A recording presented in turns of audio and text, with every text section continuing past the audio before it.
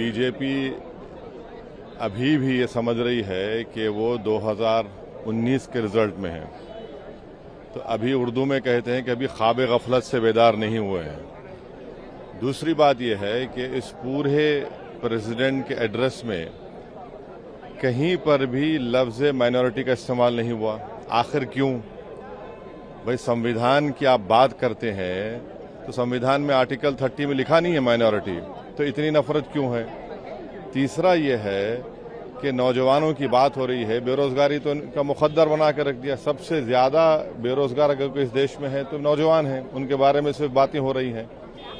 चौथी बात यह है कि फॉरेन पॉलिसी के ताल्लुक से कल एंथनी ब्लिंकन कह रहे हैं कि भारत में हेट स्पीचेस का इजाफा हुआ है, भारत में माइनॉरिटीज़ के जो रिलीजियस प्लेसेस है उनको डेमोलिश कर दिया जा रहा है।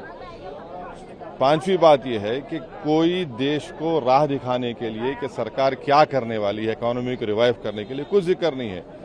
तो इसमें कुछ है ही नहीं, old wine in new bottle का सवाल है। और बीजेपी अभी भी उसी अहंकार में है, अभी रियलाइज नहीं कर रही है क्या हो गया उनको। इमरजेंसी की भी बात की है, प्रेसिडेंट ने इमरजेंसी का जिक्र किया है, कहा कि किस तरह से कॉन्स्टिट्यूशन पर हमला हुआ था। कॉन्स्टिट्यूशन पर हमला तो कई मरतबा पार्लियामेंट में हुआ है बीजेपी की सरकार में, उस पर क्या बोलेंगे वो लोग? कितने इंस्टेंसेस गिनाए आपको? नीट को लेकर भी कहा कि हाँ, नीट का तो आप बोल देते ना कि दोबारा करवाएंगे। बेशर्मी की हद है।